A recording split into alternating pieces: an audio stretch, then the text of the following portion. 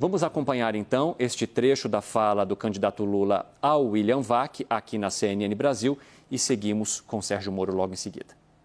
A delação premiada fez com que muita gente ficasse rico.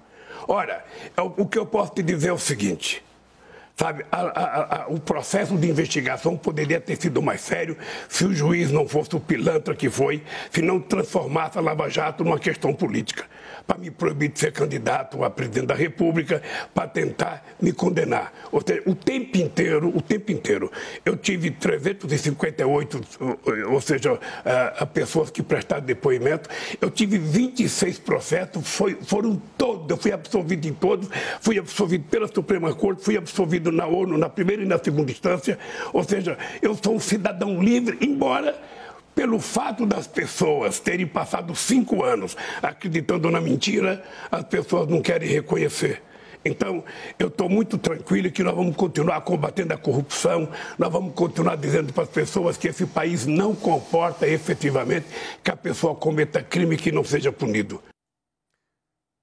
Ministro, o candidato Lula, do PT, menciona mais de uma vez que esta operação foi uma mentira, numa tentativa de tirá-lo do páreo das eleições. Eu gostaria que o senhor primeiro comentasse a sua visão sobre o que foi dito, então, pelo candidato Lula ao William Vac. Boa noite. Boa noite. Primeiro, boa noite a todos. E eu queria agradecer a oportunidade de ter esse direito de resposta, porque fui citado, fui, inclusive, ofendido. O que a gente tem que deixar muito claramente aqui, inicialmente, é que o ex-presidente Lula mente. Ele está sendo mentiroso. Porque, primeiro, ele não foi absolvido e nem inocentado. Isso é muito claro. Eu proferi uma sentença contra ele, como juiz, aplicando a lei, e o condenei por corrupção e lavagem. Outra mentira dele, ele coloca como se tivesse sido eu apenas que tenha praticado esse ato. Mas a minha sentença foi confirmada pelo tribunal em Porto Alegre, por outros 3 magistrados profissionais que confirmaram a condenação dele por corrupção e lavagem de dinheiro.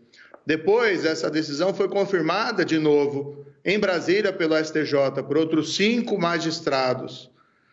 Ele ainda foi condenado no processo do sítio de Atibaia, em relação ao qual até hoje ele não deu uma explicação por que as empreiteiras Odebrecht e OS fizeram obras e reformas milionárias no sítio que ele utilizava como se fosse proprietário. Ele foi condenado nesse processo por uma outra pessoa, por uma juíza corajosa de Curitiba, e essa decisão também foi confirmada no tribunal em Porto Alegre.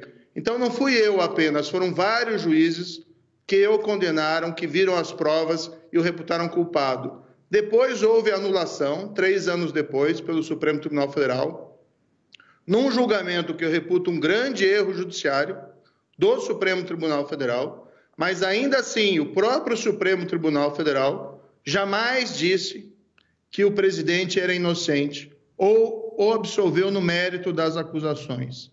Então, pende sobre o Lula, sobre o candidato, uma nuvem negra, que são as condenações e as provas da corrupção na Petrobras durante o governo dele, que ele não explicou, porque não é um caso de corrupção isolado no tempo e do espaço.